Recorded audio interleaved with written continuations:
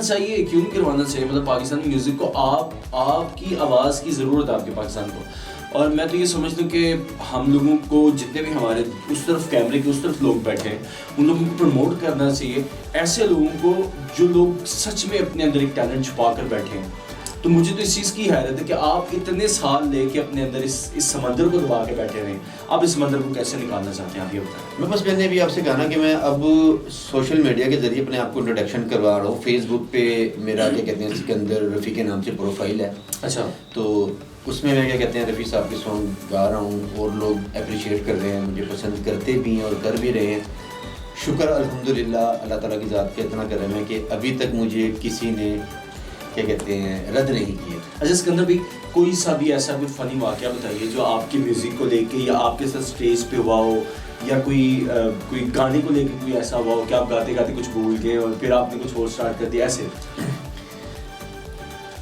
Funny कहूँ या कुछ और कहूँ, बहरहाल आपको एक वाक़या मैं कराची का बताता हूँ। मेरे एक दोस्तों के साथ मेरा एक प्रोग्राम था। हाँ।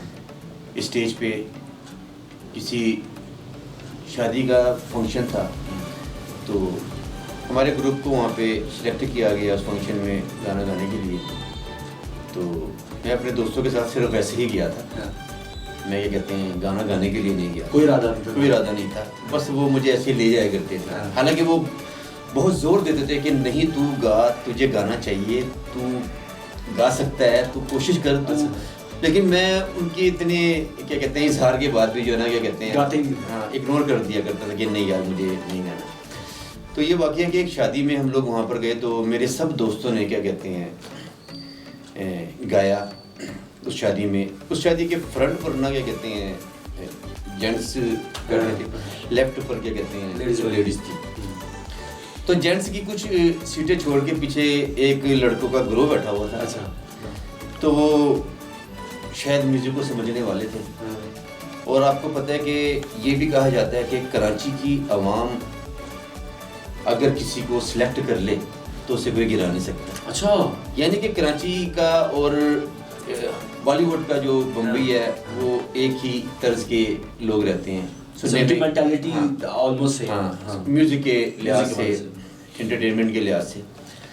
तो वो लड़के ये कहते हैं कुछ सीटों के बैक साइड पे बैठे थे और जो भी सिंगर हमारे ग्रुप का जो भी सिंगर गा रहा था वो उसको हुटिंग कर रहे थे। अच्छा। यानी कि वो जो ग्रुप बैठा हुआ था वो उनको पसंद नहीं आ रहे थे या उनके मेयार के मुताबिक नहीं थे। जो सिंगर आता था वो गाना स्टार्ट करता था तो वो लोग हुटिंग करते थे, बदतमीजी करते थे, जिसकी शर्मिंदगी की वजह से ना सिंगर उतर के चला जाता था कि यार मैं नहीं गा सकता क्योंकि वो लोग गाने नहीं दे रहे थे। इसी तरह ये कहते हैं मेरा एक दोस्त है शहरियार, उसने अचानक ही मेरी अनाउंसमेंट कर दी। अच्छा, अनाउंसमेंट कर दी कि यानी कि कोई मेरी तरफ से कोई इरादा नहीं था, उसने अचानक ही मेरी अनाउंसमेंट। तब तक सिकंदर सिर्फ सिकंदर थे, रफ़ी नहीं लगाया था। जी मैं सिर्फ सिकंदर था। हाँ। तो उसने मेरी अनाउंसमेंट की और वो अनाउंसमेंट करने के बाद मुझे इशारा करता रहा कि स्टेज पर आओ, लेकिन मैं कह रहा था कि मैंने नहीं आना। मैं नहीं आऊँगा, मैं नहीं आ रहा, तुमने अनाउंसमेंट क्यों किया, मैं नहीं आऊँ। तो बहरहाल उसने जो है ना बड़ी रिक्वेस्ट करके इशारतन जो है ना मुझे बुलाया, मैं स्टेज पर आ गया। स्टेज पर आया तो मैंने ये सब, आप ये भी कह सकते हैं कि वो शायद मेरा पहला शो था। हाँ। कुछ नर्वसनेस भी थी अंदर। हाँ जी बिल्कुल लाज़मी बात है। पहले जब फर्स्ट टाइम आदमी किसी पब्लिक के सामने खड़ा होगा, वो भी ऐसी पब्लिक जो किसी दूसरे से हुट कर रही है, खड़ा नहीं होने दे रही। तो वो जब उसने मुझे माइक पकड़ाया तो उसने मुझसे कहा कि यार सिकंदर ये कहते हैं जो भी आता है ना, जो भी हो सकता है, जो भी हो सकता है वो गा ले, बस जो भी हो सकता है। तो वो क्या कहते हैं मुझे बताना भी नहीं आता था कि क्या गाना है, मैंने किस तरह मैंने बहरहाल म्यूजिशियन सब दोस्त थे, उनको मैंने कहा यार फलाना सॉन्ग। उस टाइम मोहम्मद अजीज़ साहब बहुत हिट थे। हाँ। उनका रूश था। तो मैंने ये माइक पकड़ के अपने दोस्त से कहा कि मोहम्मद अजीज़ का एक सॉन्ग है बहुत प्यारा और मुझे भी बड़ा पसंद था। मैंने वो गाने बजाने के लिए कहा अपने दोस्त से और पब्लिक से उस गाने की इंट्रोडक्शन करवाई कि आजकल कराची के जो हालात जा रहे हैं उस हालात की मुनासबत से क्या कहते हैं मैं ये सॉन्ग सुना रहा हूँ। मेरी इस बात को सुनने के बावजूद भी जो लड़के बैठे हुए थे जो हुटिंग कर रहे थे वो मुझ पर भी हुटिंग कर रहे थे, वो फिर भी बाज नहीं आ रहे थे क्योंकि वो किसी को स्टेज पे खड़ा नहीं होने दे रहे थे। तो बहरहाल मैंने आंख बंद कर ली और अपने दोस्त से कहा कि मुझे वो गाना चलाओ। जब वो क्या कहते हैं उन्होंने गाना चलाया तो नीचे से मेरी टांगें काँप रही थी। फर्स्ट टाइम होते ही ऐसे ना, जी, होते ही ऐसे। तो फर्स्ट टाइम ये कहते हैं मैं गा रहा था तो मेरी टांगें काँप रही थी और ऊपर से मैंने माइक पकड़ा। मैंने क्या किया, मैंने आंखें बंद कर ली और माइक पकड़ के मैंने जो है ना वो गाना स्टार्ट कर दिया। मैं गाना गाता रहा।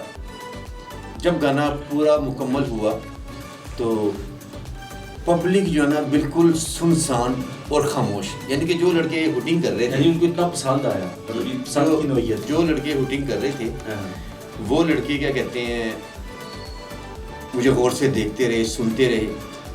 और जब वो गाना कंप्लीट हुआ तो वो लड़के, उनमें से चंद लड़के भागते हुए रास्ता बना के स्टेज तक आए और उन्होंने मुझे गोदी में उठा के मुझे अप्रिशिएट किया। क्या बात, मुझे अप्रिशिएट किया और मुझसे माजरत की, मुझे प्यार दिया। और उसके बाद फिर क्या कहते हैं लोगों ने मुख्तलिफ फरमाइशें शुरू कर दी, लेडीज़ की तरफ से कि हमें ये गाना सुनाए, जेंट्स की तरफ से हमें ये गाना सुनाए। तो फिर वो जो हमारा ग्रुप था उनको मौका मिल गया कि यार ये शायद इसी के काबू आए हुए, तो चलो ठीक है इसको चलने दो। बस इसी तरह चलते चलते क्या कहते हैं प्रोग्राम किए। फिर मुझे भी अच्छा लगने लगा कि यार अगर पब्लिक मुझे इतना पसंद कर रही है, उनको मेरी वॉइस अच्छी लगती है तो मुझे गाना चाहिए। अब आपने पब्लिक की बात की तो मुझे बताएं पब्लिक को क्या सुना देगा?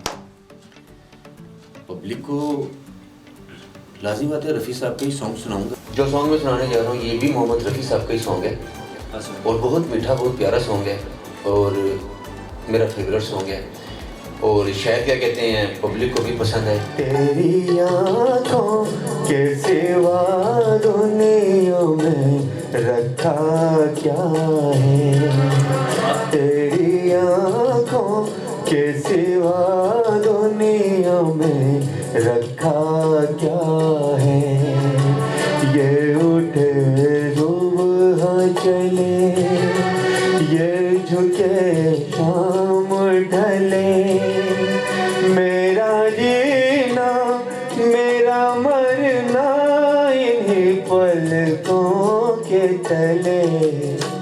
तेरी आँखों के सिवा दुनिया में रखा क्या है।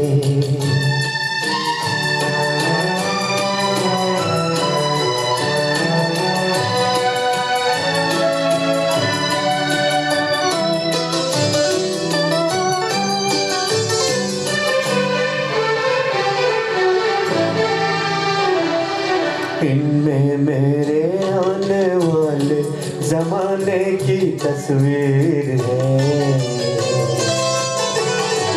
चाहत के काजल से लिखी मेरे दिल की तकदीर है। ओ इनमें मेरे आने वाले ज़माने की तस्वीर है। ये उठे सुबह चले, ये झुके शाम ढले, मेरा जीना मेरा मरना इन्हीं पलकों के तले। तेरी आँखों के सिवा दुनिया में रखा क्या है। क्या बात है जी, सच में सीरियसली आप रफ़ी साहब की पूरी याद ताज़ा करवा रहे थे। और सबसे मज़ेदार बात पता है क्या है, जो सबसे मज़े की मुझे चीज़ ये लगती है कि मुझे ये पता है कि आपको सुनने के बाद बहुत सारे लोग आपको कॉपी करने वाले हैं। नहीं, मुझे कोई कॉपी ना करे, मैं तो खुद क्या कहते हैं मोहम्मद रफ़ी साहब। अब तो भी ऐसे ही होता है ना, किसी न किसी के दिल में मोहब्बत को उजागर करना, किसी के दिल में से उठाना मोहम्मद रफ़ी को, बहुत सारे सुनने वाले पैदा हो जाएंगे। कॉपी करने वालों के लिए बस क्या कहते हैं मैं इतना मैसेज देना चाहूँगा, जो एक अच्छा सिंगर बनना चाहते हैं, जो चाहते हैं कि उनके गले में सुर पैदा हो, वो अच्छा गा सकें, उनकी वॉइस में फीलिंग हो, सुर हो, लय हो, उनके तलफ़ुज़ों में क्या कहते हैं बेहतरी हो, तो उनके लिए बस मेरी तरफ से एक छोटी टिप है जो मेरी नहीं है। बड़े बड़े उस्ताद कहते हैं कि अगर आपने अच्छा सिंगर बनना है तो मोहम्मद रफ़ी साहब, किशोर साहब, लता जी, हमारे अपने पाकिस्तान में नुसरत फ़तेह अली ख़ान साहब, मेहदी हसन साहब, इनको फॉलो करें। ये वो लोग हैं कि ये आवाज़ की यूनिवर्सिटी हैं, ये वॉइस की यूनिवर्सिटी है जिन्होंने लोगों को गाना बताया और सिखाया कि गाना क्या होता है। कोई शक। और क्या कहते हैं, इनकी वॉइस में, इनके तलफ़ुज़ में, इनकी फीलिंग में वो सब कुछ है जो एक सिंगर में होना चाहिए। और आजकल के जो लोग क्या कहते हैं, दूसरे सिंगरों को फॉलो करके अपने आप को ख़राब कर रहे हैं, वो उससे परहेज़ करें। अगर आप अच्छा सिंगर बनना चाहते हैं तो मैं फिर दोबारा आपसे यही कहूँगा कि इन सिंगरों को फॉलो करें और इनके नक्शे कदम पे चलें। बिल्कुल सही कह रहे हैं सिकंदर भी आप इस चीज़ को कि लोगों को सुनना वो चाहिए जो आप अडॉप्ट कर सकें। और मैं तो ये भी समझता हूँ कि आप तो खुद सीनियर है माशाल्लाह, तो आपने ये बहुत अच्छी बात की है। इस चीज़ को कंटिन्यू करते हुए मैं भी ये कहूँगा कि यार जो इंसान को अपने आप को समझना चाहिए कि वो किस किस्म का गाना कर सकता है, गा सकता है, तो वो इन अकेडमीज में से ये जिनके नाम नहीं अभी सिकंदर भाई ने, उनमें से किसी एक को भी चूज़ कर सकते हैं। अच्छा सिकंदर भाई, मुझे एक चीज़ ये सुनने के बाद मेरे माइंड में आती है। मुझे ये बताएं कि जो गायक है या जो सिंगर बनना चाहता है, जो सिंगर है, क्या वो बाय बर्थ है कि वो मतलब उसके बाद ही सीख सकता है? देखिए, ये सिंगिंग जो है ना, क्या कहते हैं, सीखनी तो पड़ती है, क्योंकि दुनिया में आएगा तो लाज़िम बात है, जब होश संभालेगा, उसके अंदर एक शौक़ होगा, उसके अंदर एक जुनून होगा, तो वो सिंगिंग की तरफ से आएगा। अब आप किसी क्रिकेटर को कहेंगे जी वो आपको अच्छा सिंगर बन के दिखाए, तो वो तो नहीं शायद कर सकता, क्योंकि उसने अपना टाइम जो है ना सारा, क्या कहते हैं, वो क्रिकेट पर लगाया है। सिंगिंग के लिए, सिंगिंग को सीखना, उसको समझना, उसके लिए अपने अंदर शौक़, मोहब्बत और जुनून पैदा करना बहुत ज़रूरी है। कुछ लोग ऐसे हैं कि वो हाथ साथ ही सिंगर बन जाते हैं।